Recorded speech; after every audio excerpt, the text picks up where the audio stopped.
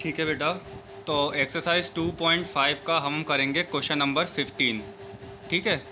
Question number 15 अगर हम देखें ध्यान से तो क्वेश्चन 15 कह रहा है कि हमें एक रेक्टेंगल की लेंथ और ब्रेथ फाइंड करनी है बेटा।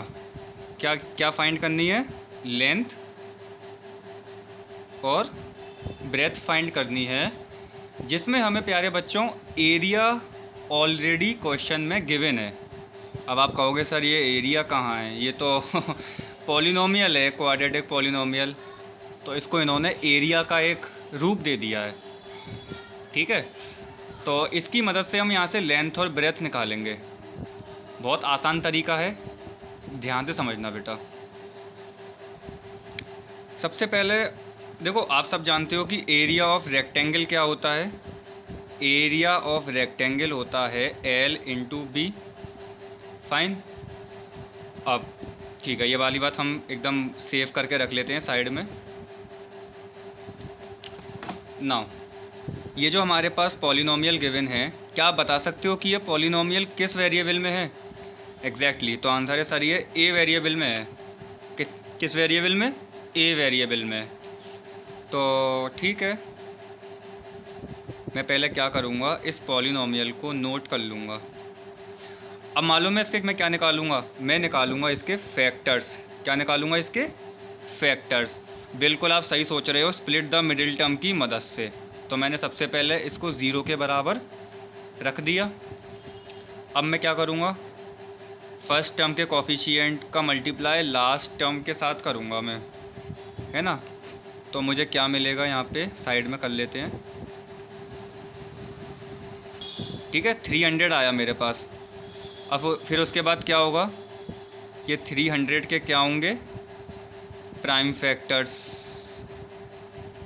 15, 275, 2 7 10, 3 2 6, 3 5 15, 5 5 25, 5 1 5। ये मेरे पास क्या आ गए? 300 के प्राइम फैक्टर्स। ठीक है। अब मुझे इनको कुछ इस तरीके से अरेंज करना है कि माइनस का 35 बन जाए। करो अरेंज, सिखाओ मुझे। तो ठीक है, तो इनको कुछ ऐसे अरेंज करते हैं जैसे मेरे पास फैक्टर्स आए हैं 2 2 3 5 5। तो मैं कैसे अरेंज करूँ? मैं अगर 15 और 2 to the 4 5 4 the 20 लूँ, तो अगर मैं इनको ऐड करूँगा तो हाँ 35 बन रहा है, 35 बन रहा है। लेकिन इनके साइन कैसे लूँगा मैं? दोनों माइनस के, क्योंकि जब मैं दोनों को ऐड करूँगा, माइनस माइनस करूँगा तो प्लस तो होते हैं, लेकिन साइन कौन सा आता है? जो साइन बड़े वाले नंबर पे होता है ना। छोटे बच्चों वाली बातें हैं, तो छोटे बच्चों वाली बातें हैं, क्लास 6 7 की। अब हम क्लास 9th में। तो इसको हम जब ब्रेक करेंगे, स्प्लिट द मिडिल टर्म करेंगे, तो ये कुछ ऐसा हो जाएगा। हाँ या ना? हो गया। अब एक बार हम क्रॉस वेरीफाई कर लेते हैं। देखो, दोनों को ऐड करो, मिडिल टर्म आ रहा है? हाँ आ रहा है सर। दोनों का मल्टीप्लाई करो, दोनों का मल्टीप्लाई करने के बाद चेक करो कि प्लस का 300 आ रहा है? सर आ रहा है। प्लस -15 इंटू -20 प्लस का 300, माइनस इंटू माइनस प्लस। अब इसको ग्रुपिंग करके इसको फैक्टराइज कर लो। दोनों में से मुझे क्या कॉमन दिख रहा है? 5a। तो यहाँ से आया 5a माइनस 3 माइनस, यहाँ से मैं क्या कॉमन लूँ? 4 कॉमन ले लूँ, 4। तो ये हो जाएगा 5a माइनस 3 इक्वल टू 0। अगर जो ये वीडियो डायरेक्टली देख रहा है बेटा, वो इस वीडियो को ना देख के पहले फैक्टराइजेशन का कॉन्सेप्ट सीखे, एक्सरसाइज 2.4 या 2.3 में जो मैंने सिखाया है। ठीक है, उसके बाद ही इस पे हाथ धरो बेटा, वरना कुछ भी समझ में नहीं आएगा। अब दोनों में मुझे क्या कॉमन दिख रहा है? 5a माइनस 3, और यहाँ से आ गया 5a, यहाँ से कॉमन आ गया 5 4। ठीक है, ये हो गए मेरे क्या? इस पॉलिनोमियल के फैक्टर्स। ये क्या आ गए इसके? ये आ गए फैक्टर्स किसके? इस पॉलिनोमियल के। ठीक है, ठीक है। या तो हमें अब हम ऐसा करें, हर फैक्टर को 0 के बराबर रख लेते हैं। एक इसको 0 के बराबर रख लिया, एक हमने इसको 0 के बराबर रख लिया। यहाँ से ए की वैल्यू फाइंड कर लें। ए की वैल्यू आ गई 3/5। और देखो आंसर वैसे ये भी लेंथ हो जाएगा, ब्रेथ हो जाएगा, ये हमारी लेंथ और ब्रेथ हो जाएगी, है ना। लेकिन हम और थोड़ा सा सॉल्व कर लेते हैं, चेक कर लेना एक बार। ये 5a = 4, ये a = 4/5, ठीक है। या तो देखना आंसर में लेंथ हमारी यही होगी 5a - 3 और ब्रेथ होगी 5a - 4, ठीक है। अदरवाइज़ लेंथ हमारी हो सकता है ये हो और ब्रेथ हमारी ये हो सकता है, ठीक है। तो इस तरीके से मैंने एक रेक्टेंगल की लेंथ और ब्रेथ फाइंड कर ली। क्या फाइंड करी मैंने? 5a - 3, हो सकता है ये 5a - 4 भी हो, और ब्रेथ क्या है? 5a - 4। क्लियर है? यहाँ तक कोई दिक्कत नहीं। अच्छा, इसी तरीके से प्यारे बच्चों हमारा सेकंड पार्ट सॉल्व हो जाएगा, बिल्कुल सेम, ठीक है। अब हम करते हैं अपना क्वेश्चन नंबर 16। एक बार फिर से समझ लें, क्वेश्चन नंबर 16 करने से पहले क्या हुआ है। जो मेरे पास पॉलिनोमियल गिवन था ना, मैंने इसको स्प्लिट द मिडिल टर्म की मदद से इसके फैक्टर्स निकाल लिए। वही फैक्टर्स मेरे लेंथ और ब्रेथ बन गए। अगर आप और सॉल्व करना चाहो तो और सॉल्व कर सकते हो, चेक कर लेना इसका आंसर ये है कि ये है, ठीक है। अच्छा बेटा, तो क्वेश्चन नंबर 16 में जो हमारा इस चैप्टर का लास्ट क्वेश्चन है, उसमें हमें एक क्यूबॉइड का वॉल्यूम गिवन दे रखा है। एक क्यूबॉइड का मतलब वॉल्यूम गिवन है और हमसे उसकी डायमेंशंस पूछ रहा है बेटा। डायमेंशंस का मतलब होता है, डायमेंशंस का क्या मतलब होता है कि उसकी लेंथ, उसकी ब्रेथ और उसकी हाइट क्या होगी। ये डायमेंशंस होती हैं, ये सब डायमेंशंस कहलाती हैं किसकी? क्यूबॉइड की, ठीक है। ओके, तो यहाँ पे 3 चीज़ फाइंड करनी है हमें और वॉल्यूम गिवन है। क्या करेंगे सर इसमें? तो इसको भी हम फैक्टराइज ही करेंगे और कोई चारा तो है नहीं हमारे पास भाई, है ना। तो पॉलिनोमियल गिवन है, लिख लेते हैं हमारे पास 3x² - 12x, है ना। अब इसको फैक्टराइज कैसे करें? अच्छा बेटा एक बात बताओ, क्या मैं यहाँ से 3x कॉमन ले लूँ दोनों में से? कोई दिक्कत है? 3x अगर मैं कॉमन ले लूँ यहाँ से भी और यहाँ से भी?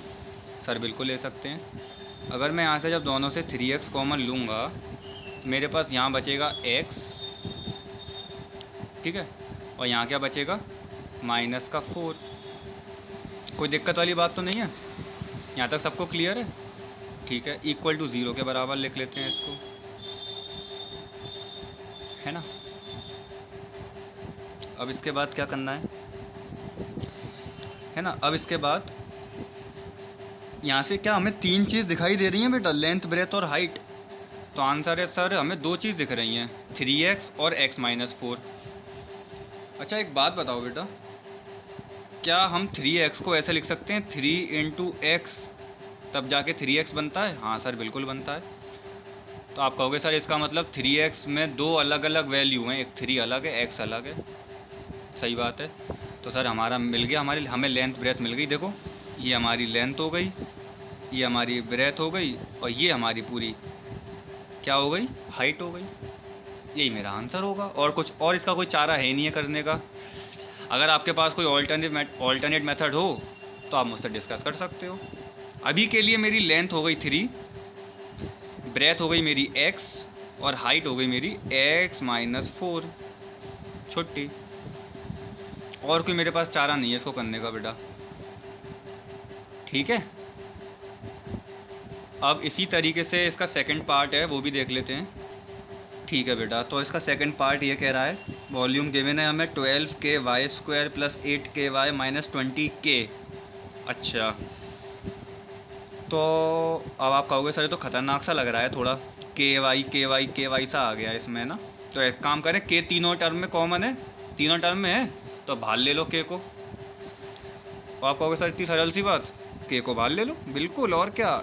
12y² + 8y - 20। अब बताओ, अब आसान बन गई है? सर अब समझ में आ गया। अब आप कहोगे कि सर अब हमें कुछ समझ में आ रहा है कि हम पहले इसको ज़ीरो के बराबर लिखेंगे। क्यों लिखेंगे? क्योंकि हमें इसकी डायमेंशंस निकालनी है, मतलब लेंथ, ब्रेथ और हाइट निकालनी है। अब सर इसके हम स्प्लिट द मिडिल टर्म से इसको फैक्टराइज कर लेंगे। यही चारा है और कोई चारा नहीं है ना, यही एक चारा है और कोई भी चारा नहीं है बेटा। तो फैक्टराइज करते हैं इसको। फर्स्ट टर्म के कोफिशिएंट को मल्टीप्लाई करो 20 के साथ, 12 टू 24, 240 आ गया। अब फिर उसके बाद 240 के प्राइम फैक्टर्स, 240 के प्राइम फैक्टर्स 120, फिर 260, फिर 230, फिर 215, फिर 3 5 15 और 5।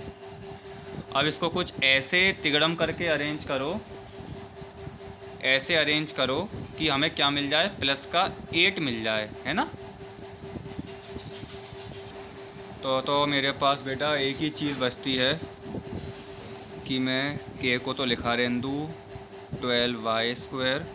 सुनना ध्यान से बहुत, मैं लिख ले रहा हूँ 20y minus 12y minus 20 equal to 0। एक बार क्रॉस वेरीफाई कर लो। इन दोनों को सॉल्व करना तो प्लस का 8y बनना है, सर बन रहा है। इन दोनों को मल्टीप्लाई करो, क्या सर प्लस का 120 प्लस का 240 बन रहा है? हाँ सर बन रहा है। इसका मतलब हमने बिल्कुल सही नंबर्स को चूज़ करके यहाँ पे ये कहानी लिख दी है। अब उसके बाद क्या करना है, पेयर बना के सर सॉल्व कर देना है। यहाँ तक कोई, मुझे लगता है कोई डाउट नहीं आना चाहिए किसी को। तो इन दोनों में से मुझे क्या कॉमन दिख रहा है? 4 कॉमन दिख रहा है मुझे इसमें, 4y। तो यहाँ से आया मेरे पास 3y प्लस 5, ठीक है। यहाँ से मुझे कॉमन दिख रहा है 4, तो 3y प्लस का 5 इक्वल टू 0 चल रहा है साइड में, ठीक है। के इन दोनों में से मुझे कॉमन दिख रहा है प्यारे बच्चों 3y प्लस 5, और यहाँ से 4y, यहाँ से 4। कोई दिक्कत वाली बात? कोई दिक्कत वाली बात नहीं है सर, एक ब्रैकेट और लगा दें। अब अच्छा एक बात बताना बेटा, ये मेरे पास के तो अलग हो गया, ये मेरे पास 2 फैक्टर्स आ गए। हाँ सर आ गए। अब आप कहोगे सर इसमें से हम 4 कॉमन ले सकते हैं। आ रहा है, यहाँ से 4 कॉमन आ रहा है। 4 कॉमन लेके इसको बाहर रख दें, 4 कॉमन लेके। कैसे सर? देखो ऐसे, यहाँ से मैं इसको ऐसे लिख लूँ 4 इंटू वाई माइनस 1। कोई दिक्कत है? कोई दिक्कत नहीं है, ठीक है। इस 4 को उठा के बाहर रख दो, ये हो गया 4k 3y प्लस 5 और y माइनस 1। अब आप कहोगे सर अब यहाँ पे हमें 3 वैल्यू दिखाई दे रही हैं, एक 4k, एक 3y प्लस 5 और एक y माइनस 1। यही मेरा आंसर हो गया बेटा, और कुछ नहीं कर सकता मैं इसमें। ये मेरी लेंथ हो गई, ये मेरी ब्रेथ हो गई, ये मेरी हाइट हो गई। एक बार आप आंसर चेक कर सकते हो, ठीक है। तो यहाँ ख़त्म होता है हमारा चैप्टर नंबर 2।